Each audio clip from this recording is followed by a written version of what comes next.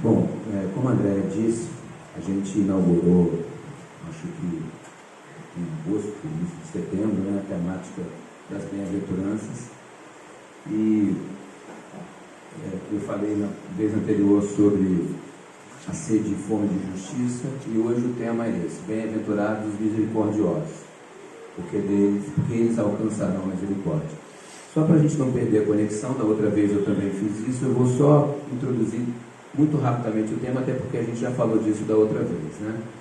Essas bem-aventuranças são apresentadas no Sermão do Monte, né? Mateus capítulo 5, versículos de 1 a 12. Então hoje a gente está falando da bem-aventurança do versículo 7. Bem-aventuranças, nesse texto, cada uma delas apresenta uma condição e um resultado, tá certo? Um novo posicionamento, uma nova forma, uma proposta de uma nova forma de um novo posicionamento de vida. Ensinamentos de espiritualidade e de compaixão. Isso a gente já falou da outra vez, né? Bem-aventurado nesse sentido significa contente, alegre, feliz, né? Então o título é Felizes os misericordiosos, porque eles alcançarão a misericórdia. Só que um feliz no sentido mais sublime da palavra, tá certo? Não a felicidade externa, material, aquilo que a gente normalmente associa ao conceito da palavra felicidade. Então a verdadeira felicidade não está em nada que detemos, mas sim naquilo que somos, tá certo? Então essa felicidade é uma felicidade de quem almeja e de quem sabe de que um dia alcançará a perfeição, a plenitude. Então é a felicidade do pleno domínio de nossas faculdades, aquilo que a gente vai alcançar ao longo de nossos milhares ou milhões, quiçá, de encarnações. Coisas que nós temos que construir passo a passo numa longa jornada, certo? Então o nosso tema, bem-aventurados misericordiosos, ele, em última instância, estaria então falando de quê? Né?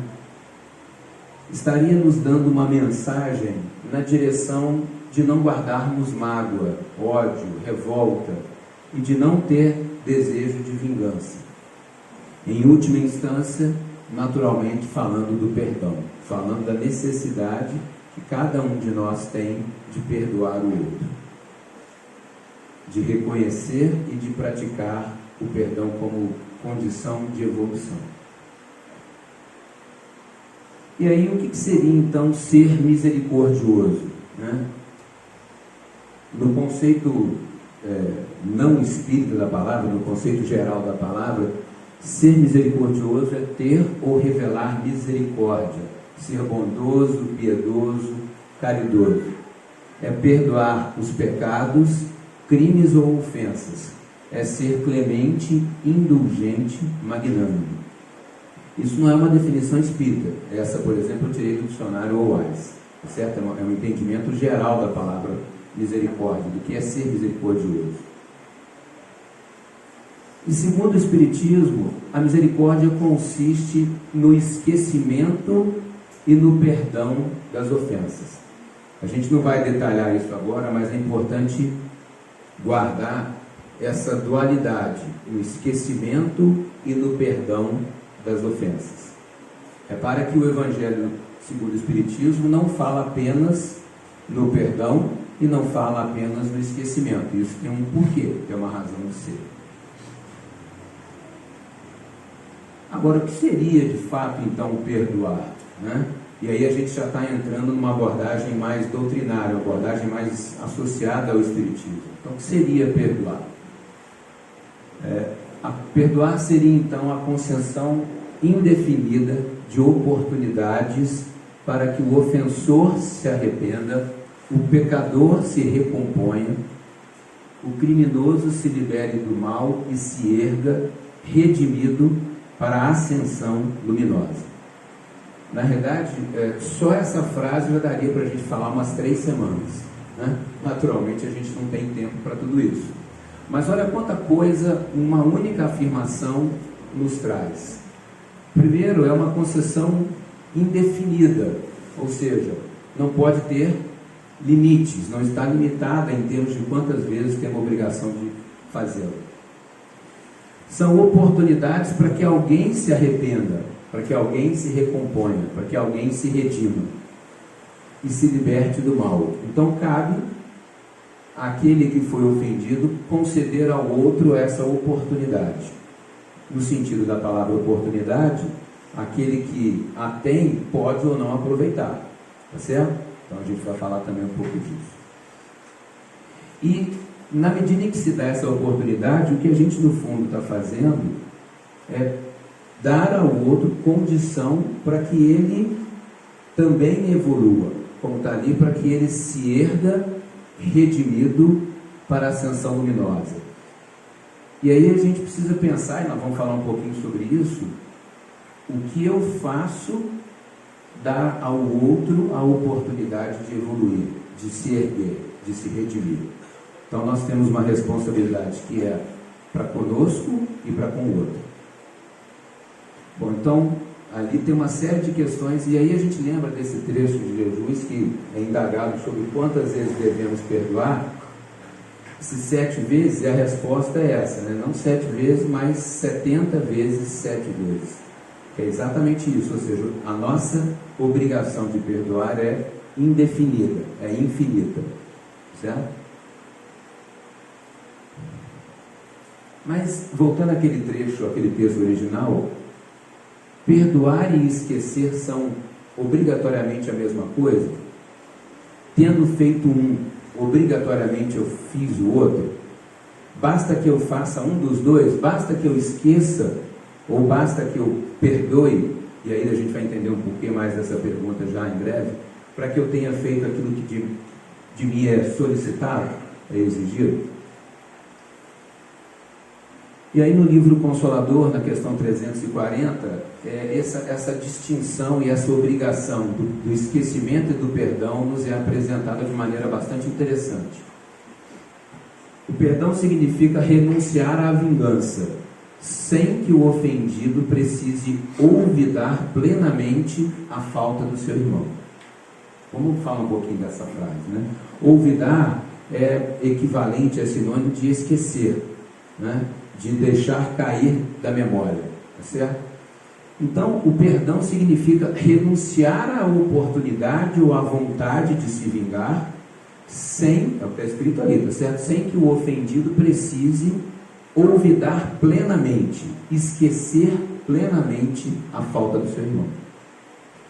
E isso é curioso, porque, na minha concepção, a obrigação de perdoar, ou melhor, a condição de perdoar, só se torna plena na medida em que você, de fato, esqueceu a ofensa praticada.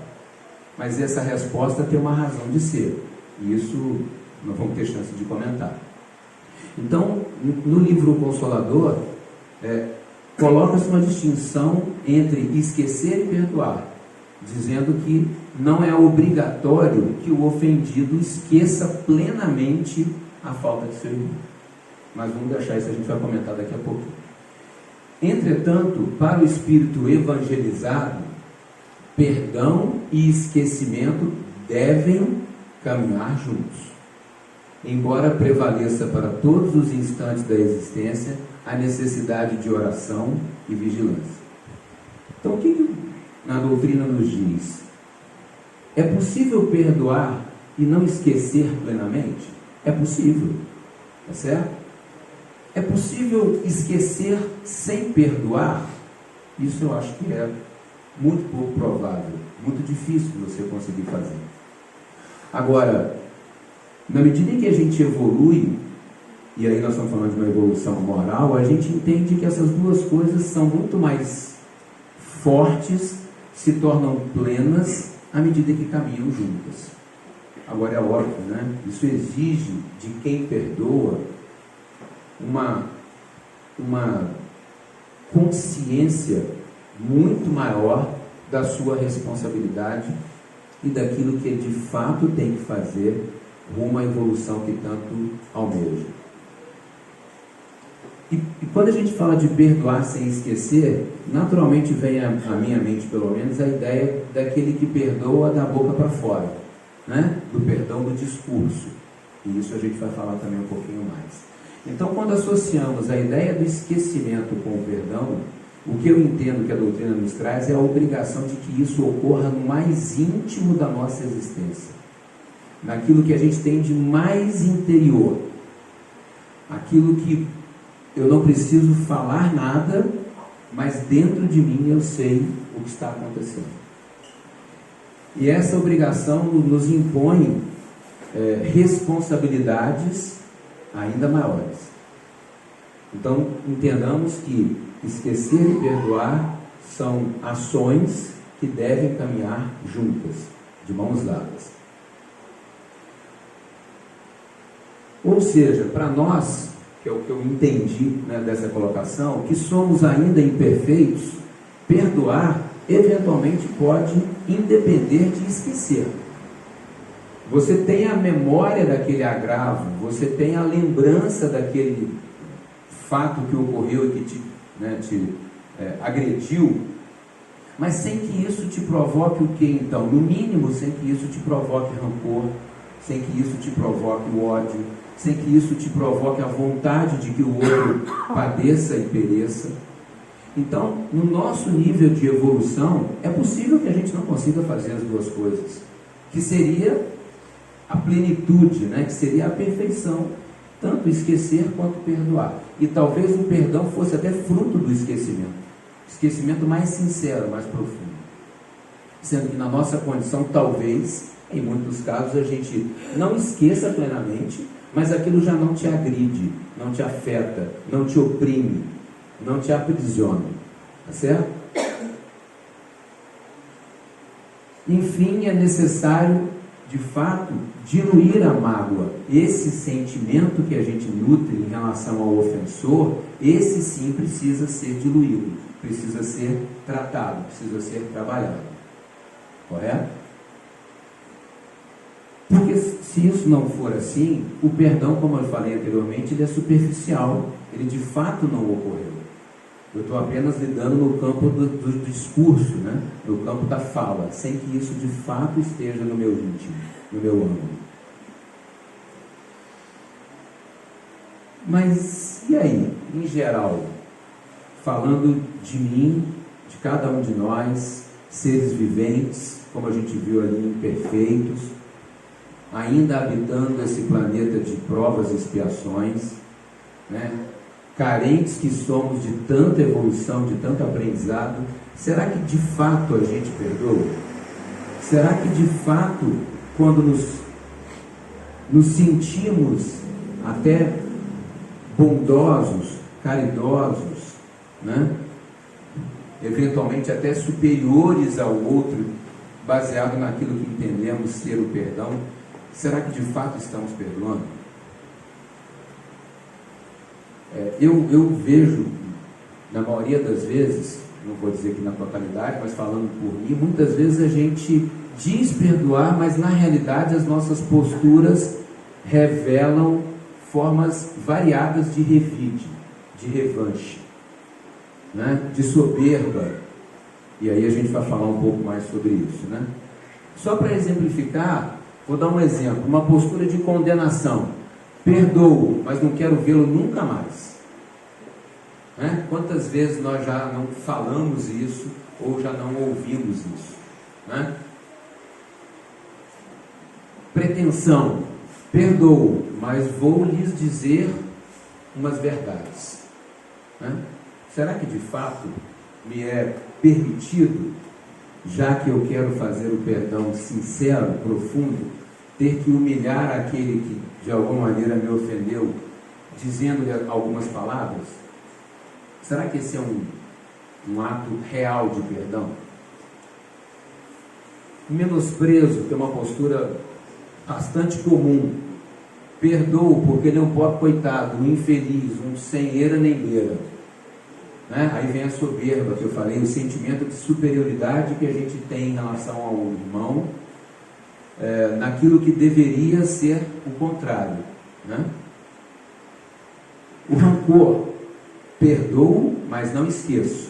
E aí a gente falou disso lá atrás. Esse esquecimento é aquele que a lembrança não está só na cabeça, metaforicamente falando, a lembrança está no coração, né? Está marcada no coração, está impressa no coração. Perdoo, mas não esqueço. E até de maldição, perdoo porque Deus há de castigá-lo. E aí talvez seja uma das piores posturas de quem diz perdoar, né? Por entender que Deus tem essa condição de julgador, de punidor, daquele que vai cobrar de todos nós e de cada um de nós as suas faltas e as suas falhas, quando a gente sabe que na realidade a Deus não compete esse papel. Como a gente já falou aqui em diversas oportunidades, o juízo de nossos atos está exclusivamente em nós mesmos, em nossa consciência. Quem nos julga, quem nos condena, quem define as penas que teremos que pagar, somos nós mesmos, também no íntimo de nossa consciência. Então, isso que exemplifiquei aqui, na realidade ocorre na maioria das vezes, ou pelo menos em muitas delas, né? Comigo, com certeza, não sei se com vocês, mas comigo com certeza já ocorreu. Então, toda vez que a gente tiver um pensamento de uma pretensa ação ou atitude de perdão, mas lastreada em coisas como essas ou outras, é necessário repensar aquilo que estamos fazendo, para que a gente de fato esteja tratando da palavra perdão na sua extensão maior, né? Agora, será por que nós nos magoamos com tanta facilidade? Será porque temos tanta dificuldade em perdoar? Onde reside em nós, em que natureza de sentimento reside em nós essa dificuldade de perdoar e essa facilidade em se magoar, né? Quem arriscaria um palpite? O orgulho. Como diz Kardec, fonte de todos os vícios, origem de quase todos os males, e esse quase é meu, tá? Esse quase não está no texto, eu pus o quase. Porque senão a gente põe tudo numa conta só e eu acho que não é bem assim. Mas, de fato, quase todos os males da humanidade nascem do orgulho. Sendo que esse orgulho tem diversas formas de se manifestar e de se fazer presente. E é o principal obstáculo ao nosso progresso.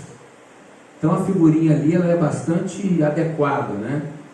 O cara está lá pendurado num galhozinho por uma das mãos, na outra segurando tudo aquilo que acha que é de mais importante que ele tem, no saco escrito orgulho, e alguém lá em cima dando a mão e ele sequer enxerga, porque está preocupado com aquilo que ele está segurando, que ele acha que é o que tem de mais importante.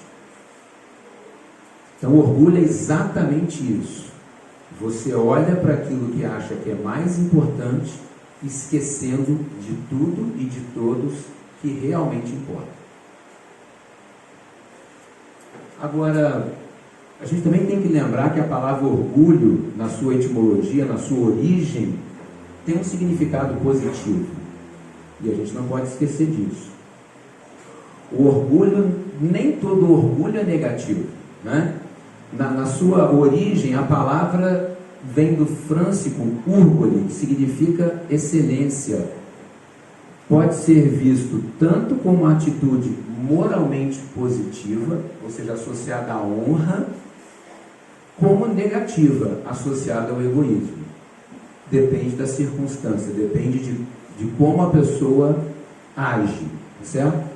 Então a gente não pode entender, sempre que a gente fala de orgulho, que ter orgulho de si próprio, das suas ações, das suas experiências de vida, seja sempre ruim, certo? O orgulho, como uma característica positiva, é um sentimento de prazer, de satisfação sobre algo que é visto como alto, honrável, creditável, de valor e honra, dignidade pessoal e altivez. É possível termos esse orgulho? Sim, não há problema nenhum com isso. Afinal de contas, como espíritos eternos que somos e como seres viventes nesse planeta, tudo que nos faz evoluir nasce na ação sobre nossas vidas e sobre as vidas de outros.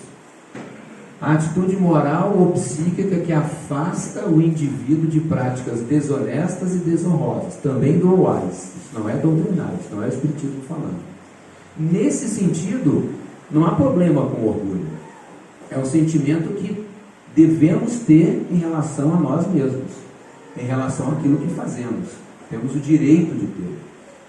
Então, onde estaria o problema, né? Desculpa, mas enfim, continuando. Na sua acepção natural, é um ato de justiça para consigo mesmo, como reconhecimento do que fiz e do que faço. Dá forças para evoluir rumo a um projeto de vida mais amplo e melhor. Pode ser um fator determinante na caminhada para o sucesso no âmbito familiar e profissional. Nesse sentido, se aproxima até do altruísmo. E aí, Cid, mas então eu não estou entendendo se o orgulho é um problema e o orgulho é tão positivo nesse sentido, né? A gente só tem que entender que esse sentido do orgulho é um sentido muito bem definido e, ao mesmo tempo, de novo, eu vou voltar na palavra, é um sentido muito íntimo das suas emoções e dos seus pensamentos. Agora, qual é a grande questão, né? Quando em excesso, quando esse sentimento que inicialmente é positivo, é construtivo, é impulsionador das suas boas ações, daquilo que você faz de bom e de bem na vida, ocorre em excesso, ele se transforma em vaidade, ostentação, soberba, levando-nos ao chamado egoísmo. E esse sim, esse orgulho negativo, esse orgulho exagerado, esse orgulho excessivo, é que de fato é o grande mal que nos aflige. É de fato a origem da maioria dos males que nos afligem. E aí está aí o egoísmo, amor exagerado aos próprios valores e interesses, a despeito de outros, de outrem, né, de outras pessoas. Exclusivismo, ou seja, eu me tomo como referência a tudo que penso e que faço. A paixão humana fundamental, isso é de Kant, isso é filosofia, né? A paixão humana fundamental que consiste na submissão do dever ao interesse particular em detrimento à obediência à lei moral. Ou seja, vale muito mais o meu interesse particular do que aquilo que interessa para todos, para a moral de todos. Na psicologia, é uma atitude ética ou social que parte do princípio de que todo pensamento ou ação morais deve ser tomado em defesa de interesses próprios. Eu me coloco à frente de tudo e de todos. Os meus interesses valem muito mais do que os interesses de todos. Daí sim nascem as dificuldades e os problemas que nos levam a tamanha rejeição à palavra perdão. A tamanha facilidade de nos magoar com atitudes simples, pequenas, que às vezes um ente querido, um ente próximo, um familiar, esposa, marido, filho, filhas, parentes da ordem, amigos, pessoas do trabalho, às vezes nas menores atitudes nos sentimos extremamente incomodados. Muitas vezes, ou na totalidade das vezes, fruto desse egoísmo, desse sentimento do qual derivam outros, como a vaidade, como a gente falou, como a soberba e outros mais. Kardec nos diz exatamente o que a gente acabou de falar, né? Que egoísmo é a fonte de todos os vícios, como a caridade é a fonte de todas as virtudes. E aí, quando a gente fala de caridade, o próprio sentido da palavra caridade, como entende Jesus, nos leva ao perdão das ofensas. Está lá no Livro dos Espíritos, questão 886. O que é a caridade como a entende Jesus? É a benevolência para com todos, a indulgência para com as imperfeições alheias e o perdão das ofensas.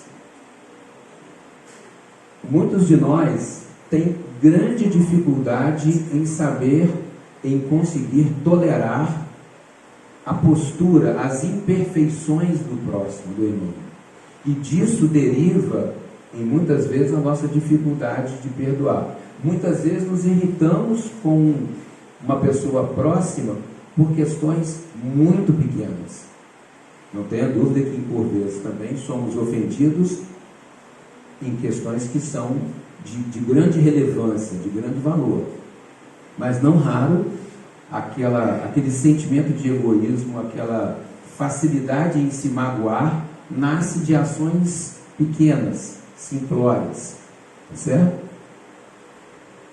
Então nós temos na caridade o contraponto do egoísmo em relação à nossa evolução e à obrigação de perdoar, de deixar que o nosso irmão avance e que nós possamos avançar juntos. Agora, por que seria então necessário perdoar? Né? De uma visão ainda interessada, né? Talvez até inoportuna, daí, o que eu ganho com isso? Que diferença faz se eu vou perdoar ou não vou perdoar alguém, né? E aí a gente volta à questão do planeta e do estágio evolutivo onde nos encontramos, em que a gente vive num planeta de provas e expiações, e que é exatamente a condição de perdoar aqueles que nos ofendem, talvez seja uma das melhores formas de resgatar os males por nós praticados, seja nessa encarnação, seja em encarnações passadas. É nesse sentimento altruísta, nesse sentimento bondoso do perdão, aí eu estou falando do perdão sincero, aquele que vem do íntimo, como eu disse, é que nos dá a oportunidade de evoluir. Até porque, não sei se alguém já se questionou em relação a isso, desde a primeira fala que eu tive hoje até agora, eu só falei em nós perdoarmos. Mas será que é só isso? Será que eu nunca ofendo ninguém?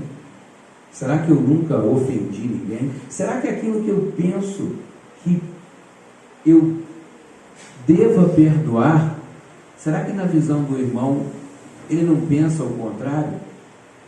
Em que ele é que tem que me perdoar porque fui eu quem o ofendeu? Será que não é ele que está certo? Às vezes a gente pensa na palavra perdão como sendo uma palavra de sentido único, né? Eu preciso perdoar quem me ofendeu. Certo? Mas pode ser que você seja o ofensor. E eu não tenho a menor dúvida que tanto nessa encarnação, quanto em todas as outras que eu já passei, falando de mim, o simples fato de estar aqui ainda hoje me leva à conclusão de que eu mais ofendi do que fui ofendido. Porque se eu tivesse sido mais ofendido do que sendo o ofensor, e tivesse perdoado, certamente eu estaria num nível evolutivo maior do que nós todos estamos hoje. E é exatamente nessa obrigação de perdoar 70 vezes 7 que a gente adquire, que a gente alcança as oportunidades de se redimir perante os nossos próprios erros. Nos desafia na condição de que é o perdão que nos traz o aprimoramento moral necessário para a gente poder avançar. Lembrando disso, ora eu posso ser o ofendido, mas ora, talvez na maioria das vezes, eu deva ser o ofensor. Então, se eu preciso do perdão, da mesma maneira eu preciso perdoar, quantas vezes for necessário. Agora, na maioria das vezes, a gente só enxerga aquilo que, na nossa visão, foi cometido contra nós. Né? E a gente tem uma metáfora curiosa que diz que, na realidade, todo fato tem pelo menos 3 versões. Né? A sua, a minha e os reais, né? A dos fatos em si. Então, aquele que interpreta uma situação sempre põe o seu filtro, sempre põe a sua forma de análise.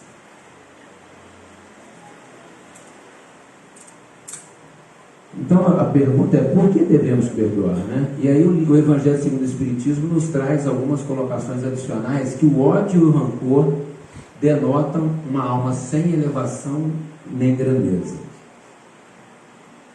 A capacidade de perdoar, o esquecimento das ofensas é próprio da alma elevada, que paira acima dos golpes que lhe possam desferir. E não raro a gente pensa no perdão como sendo um ato associado à fraqueza, né? Aquele que não consegue ou não tem capacidade de fazer valer os seus pensamentos, os seus desejos, os seus interesses. Quando na realidade a gente deveria entender que é exatamente o contrário. O perdão sincero, efetivo, profundo, é um sinal de fortaleza, sinal de força. E aí, só para ilustrar um pouco isso, 2 soldados foram capturados pelos adversários e passaram muito tempo aprisionados, sofrendo todo tipo de flagelo. Foram libertados e anos depois do fim desse combate se reencontram, né? E aí o da esquerda pergunta: você conseguiu perdoar os inimigos? O outro responde: não. E você, conseguiu? Depois de muito esforço, consegui. O de óculos ali volta a falar: eu não. Penso todos os dias em tudo o que passamos naquele período. E aí vem a resposta que tem a ver com o que nós estamos falando, né? Então você continua prisioneiro. Eu já alcancei e desfruto a minha liberdade. E isso nos leva a uma outra reflexão, que o de óculos ficou ali matutando, pensando. Quem mais sofre com a ausência do perdão é aquele que, tendo sido ofendido, não consegue perdoar. Em geral, quem mais sofre é esse. E ela te prende, te aprisiona, esse sentimento, essa ausência do perdão te aprisiona, te torna rancoroso, te traz um fardo, um peso muito maior na sua vida, no seu dia a dia. Então essa metáfora é bastante curiosa, porque é exatamente isso. O perdão liberta, traz muito mais leveza para quem perdoa do que para quem é perdoado. Antes mesmo de trazer leveza e serenidade para o perdoado, traz para quem perdoa. De novo, quando esse perdão é sincero, é profundo. Tá certo? Uma professora, uma vez, com uma turma de adolescentes, fez um experimento e distribuiu um conjunto de batatas, uma certa quantidade de batatas na sala, e pediu que silenciosamente cada aluno pegasse uma batata para cada pessoa pela qual ele tivesse se sentido ofendido. E essas batatas então eram colocadas num saco que ficava na mão desses alunos. Terminada essa seleção, né, a professora deu uma missão para cada um deles. Eles, durante uma semana, deveriam diuturnamente, o dia inteiro, andar com aquele saco de batatas para todos os lugares onde fossem, carregando esse saco de batatas e cuidando desse saco de batatas para que ele não sumisse, não ficasse esquecido e etc. E aí, o que ela quis com isso, né? Tudo bem, mas e daí? O que isso tem a ver com a nossa discussão? Já imaginaram o peso para uma criança carregando um saco de batatas o dia inteiro, para baixo, para cima, para a escola, para casa, indo e voltando? E quando a gente carrega conosco as ofensas que recebemos sem dar o devido perdão, isso para nós é um saco de batatas, é um fardo que a gente carrega. Sem se aperceber, muitas vezes ele está te pesando o tempo todo. Correto? E a outra questão é o seguinte: na medida em que eu não posso esquecer esse saco em lugar nenhum, isso me obriga a lembrar do saco de batatas o tempo inteiro. Para tudo que eu for fazer, eu tenho que lembrar do saco de batatas. Assim são as ofensas que carregamos conosco. Elas nos impõem uma obrigação de remoer, rememorar isso o tempo todo. Então entendamos que quando a gente tem conosco questões mal resolvidas, é o nosso saco de batatas que eu tenho que cuidar e carregar para todos os lugares onde eu vou. Então, joguemos fora as nossas batatas. Certo? Então, falando de perdão, o perdão é a expressão máxima da misericórdia de Deus. A gente tem que lembrar que a gente vive sobre a impressão, sobre a égide da lei de causa e efeito. Aquilo que nós fazemos, de alguma maneira, tem que ser resgatado por nós mesmos, porque volta a nós mesmos. Mas, ao mesmo tempo, nós também vivemos sobre a égide da lei do amor, que é a misericórdia máxima de Deus, que é amar a Deus e ao próximo como a si mesmo. Não é isso? Então, o perdão, no fundo, é uma expressão prática da lei do amor, e a necessidade do perdão é uma expressão prática da lei de causa e efeito, que nos impõe essa obrigação. Como eu disse, é um ato de amor. Quem o pratica, cresce e se liberta. É aquilo que eu disse antes. O perdão tira o saco de batatas da minha mão, do meu ombro, e me liberta, me deixa leve, e me permite evoluir com essa leveza adicional. E quem o recebe, por sua vez, se renova. Naturalmente, o perdão faz bem a quem perdoa e a quem é perdoado.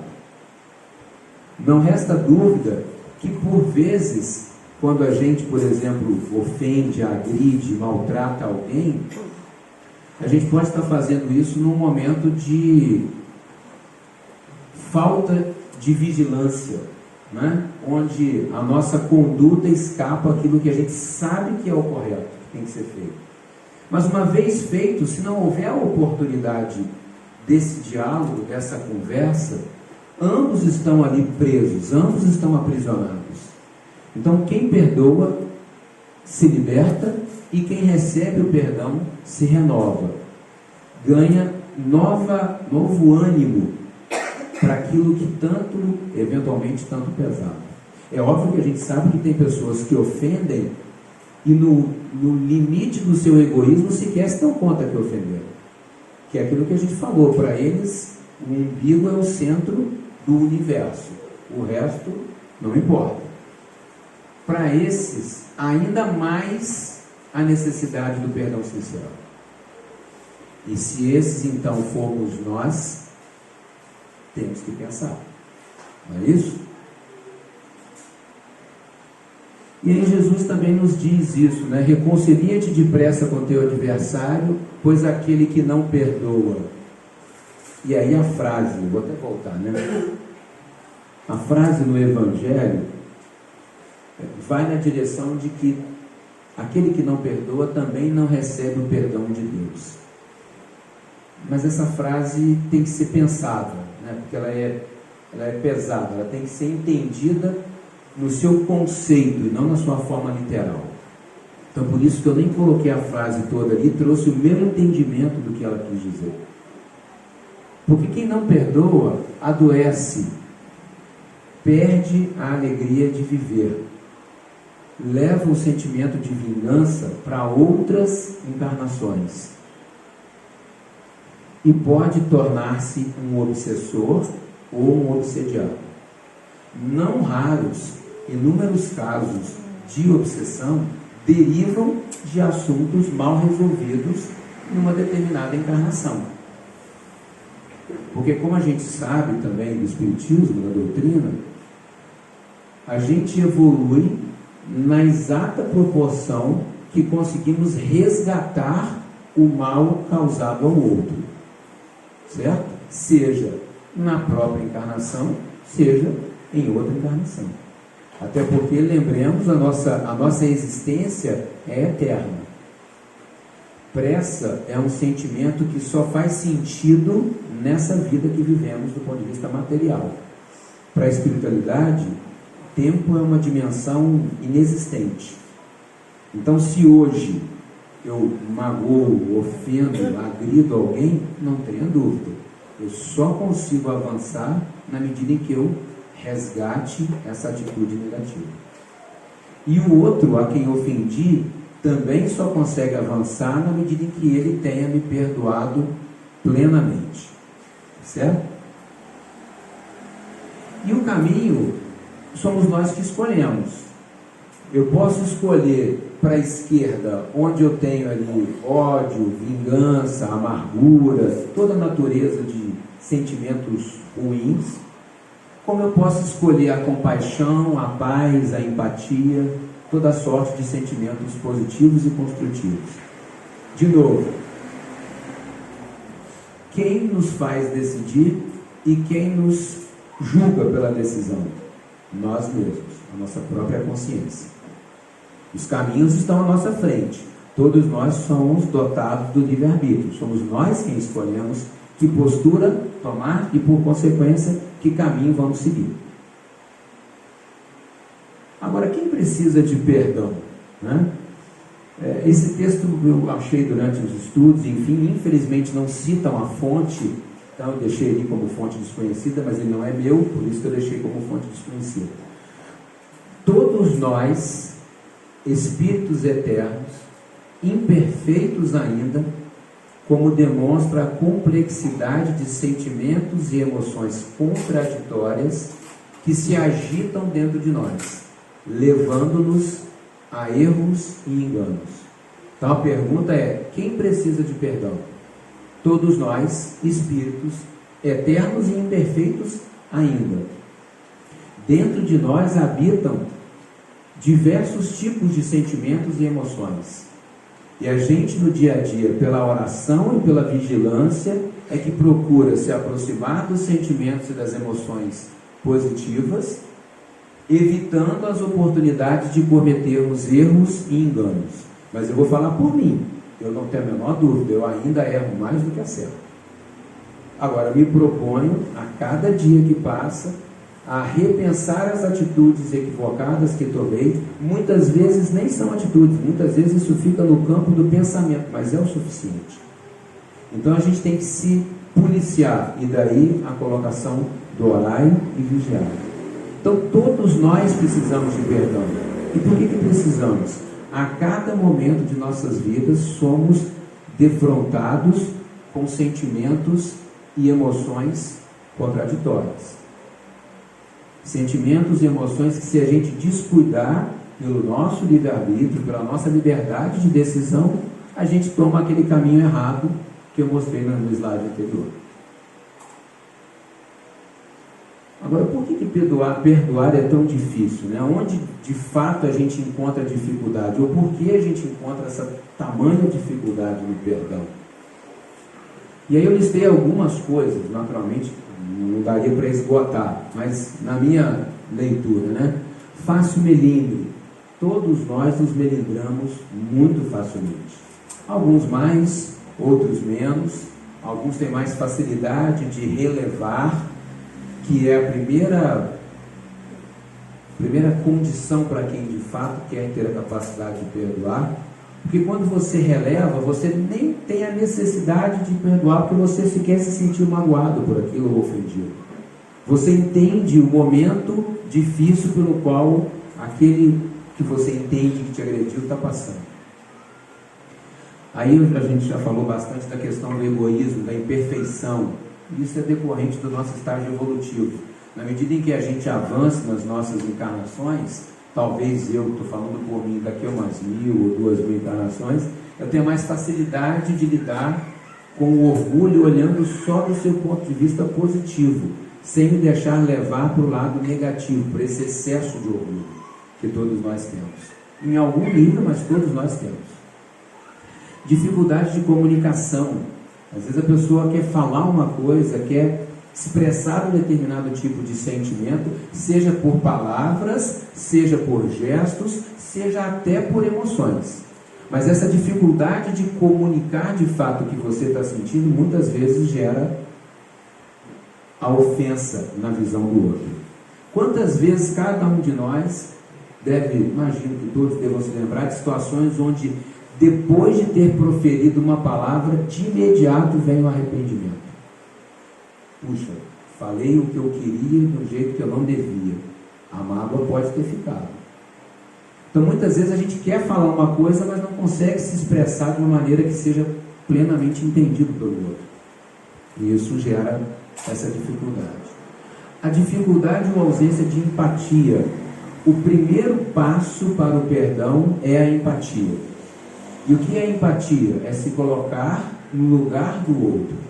É pensar no seguinte: se isso não me é agradável, eu não gostaria que fizessem comigo, então naturalmente eu não devo fazer com o outro.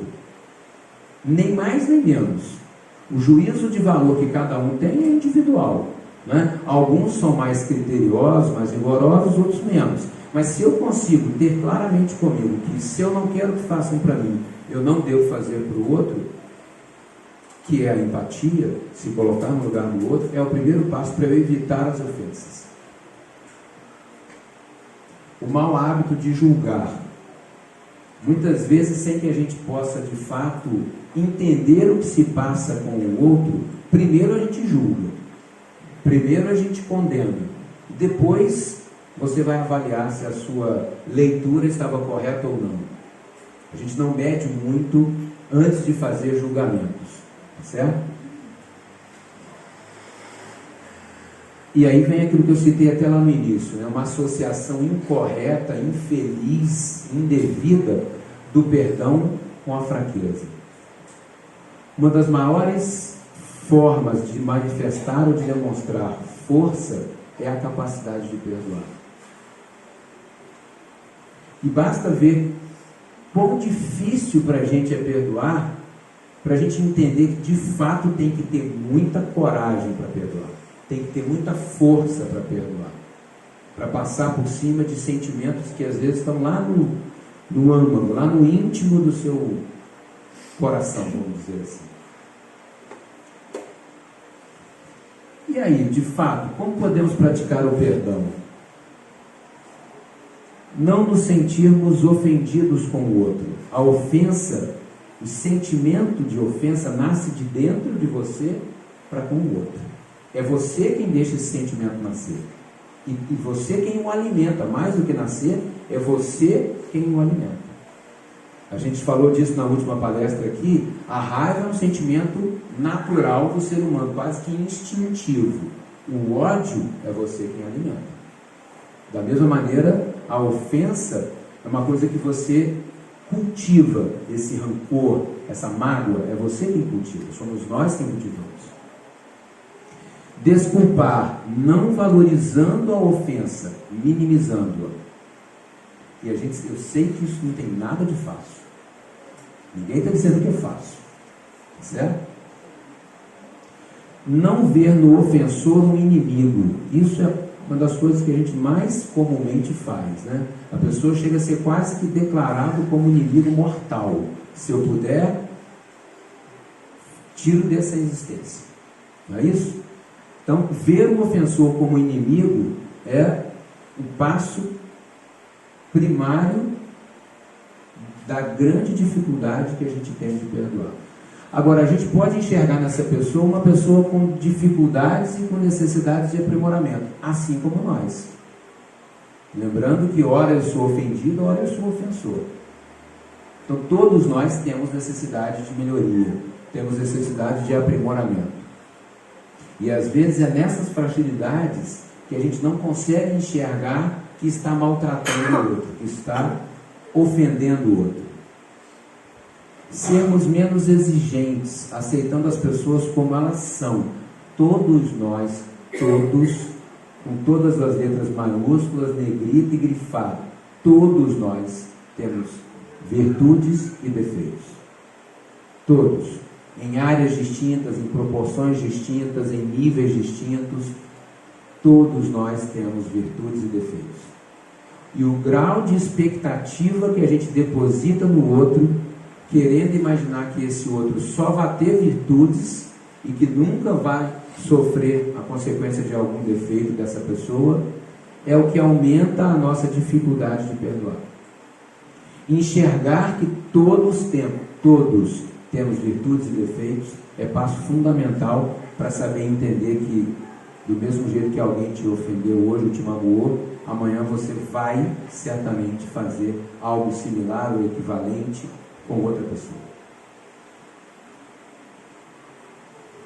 E aí vem o que a gente estava falando, né? E o que eu ganho com o perdão, né?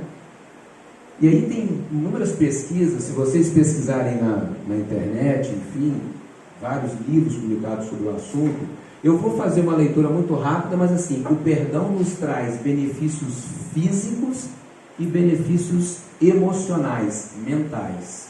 E dos textos que vocês podem pesquisar na internet ou em livros do assunto, falam de coisas como alívio de rigidez e dores crônicas, aumento de força física, melhoria do sistema imunológico, melhoria na digestão e função intestinal, sono mais descansado, vida mais longa. Olha que loucura, né? O perdão, que é uma coisa mental, do espírito, né, da sua consciência, trazendo tantos reflexos do ponto de vista físico, do ponto de vista desse corpo que a gente carrega. E do ponto de vista emocional, a pessoa que perdoa tem uma visão de mundo mais positiva, reduz com muito mais facilidade a depressão e o rancor, o que significa dizer que o raciocínio contrário é válido, né? Pessoas que têm dificuldade de perdoar têm uma tendência maior à depressão e aos sentimentos negativos, de toda espécie, todo gênero. Redução do nível de estresse, ou seja, o perdão gera estresse. Lembra do saco de batatas? O não perdão gera estresse. O não perdão gera estresse. Alívio da autossabotagem, maior felicidade e, acima de tudo, paz interior.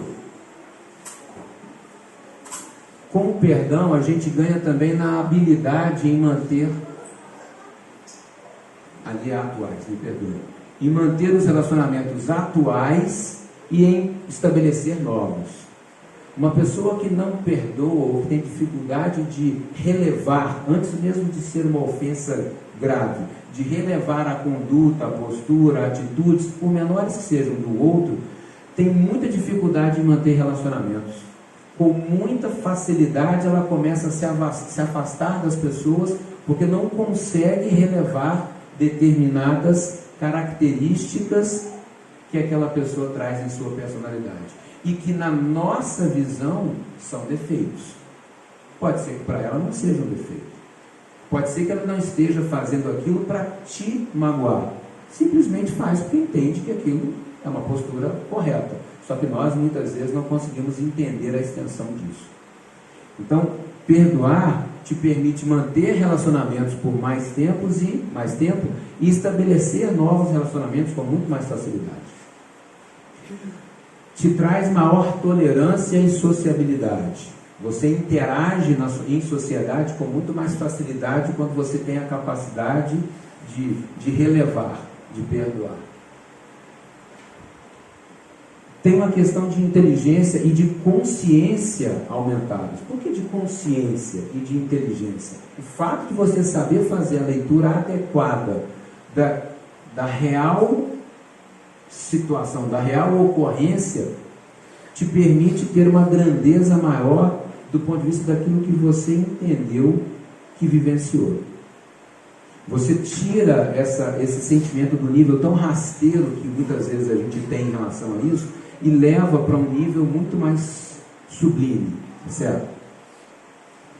Você tem um maior potencial de sucesso, porque é aquilo que eu te falei, se você está leve para a vida, se você está de bem com a vida, desprendido desses sentimentos pesados, negativos que a mágoa, que o rancor te trazem, naturalmente você tem uma propensão maior a enxergar e a explorar aquilo que a vida tem de positivo.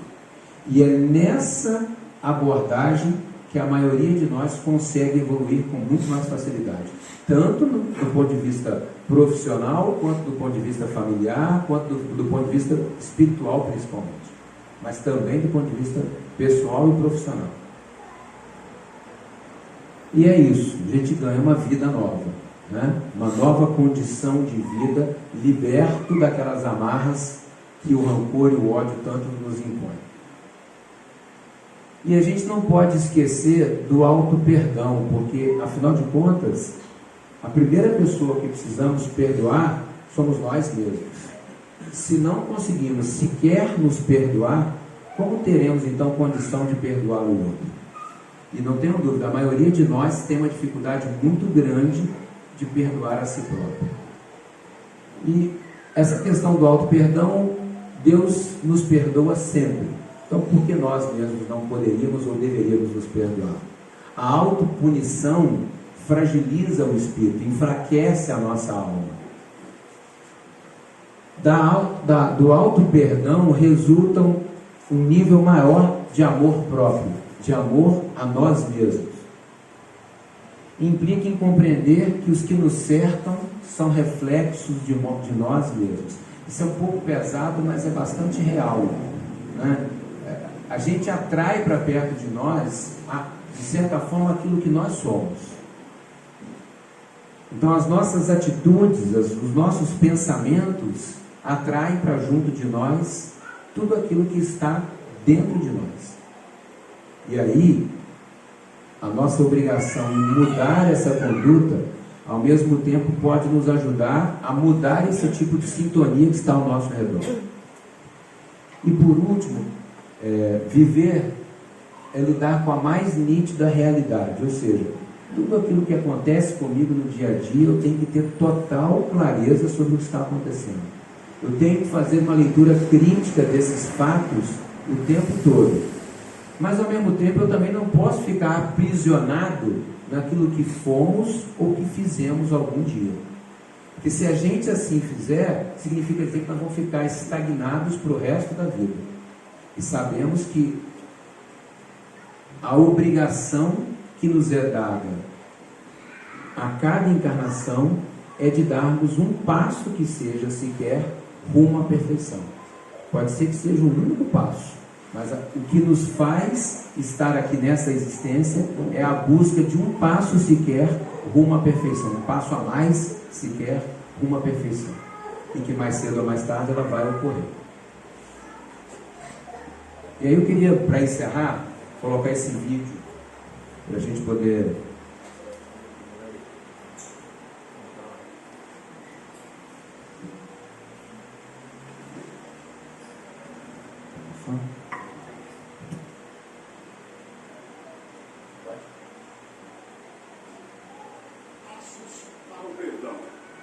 Primeiro, sabe exatamente como você se sente.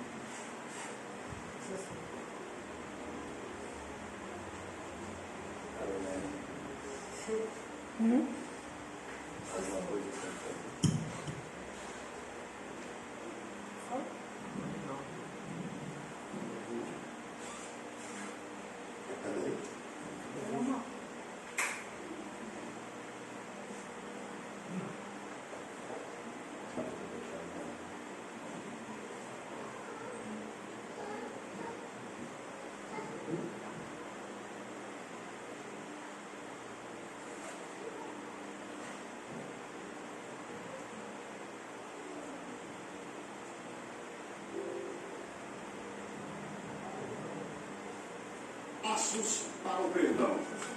Primeiro, saiba exatamente como você se sente sobre o teu porão e seja capaz de expressar o que há de errado na situação. Então, relate a sua experiência a uma, duas pessoas de confiança.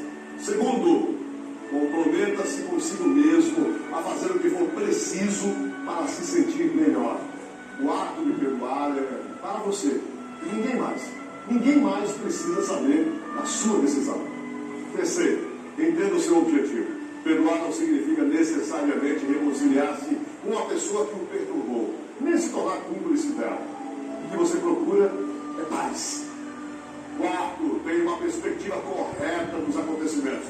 Reconheça que o seu aborrecimento vem dos sentimentos negativos e desconforto físico de que você sofra agora e não daquilo que ofendeu ou agrediu há 2 minutos ou há 10 anos.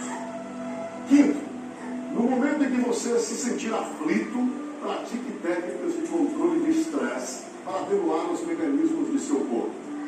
Sexto, desista de esperar outras pessoas ou da sua vida, coisas que elas não escolheram dar a você. Lembre a si mesmo que você pode esperar saúde, amizade e prosperidade e se esforçar para consegui-los. Porém, você sofrerá se exigir que essas coisas aconteçam quando você não tem o poder de fazê-las acontecer. Sétimo, coloque a sua energia em tentar alcançar os seus objetivos positivos por um meio que não seja através da experiência que o feriu. Em vez de reprisar mentalmente sua mágoa, procure outros caminhos para suas metas. Oitavo, lembre-se de que uma vida bem vivida é a sua melhor alternativa, em vez de se concentrar nas suas mágoas, o que daria poder sobre você a pessoa que o magoou. Aprenda a buscar o amor, a beleza e a bondade ao seu redor. E por fim, a nona, modifique a sua história de ressentimento de forma que ela o lembre da escolha heróica que é perdoar. Passe de vítima a herói na história que você contar.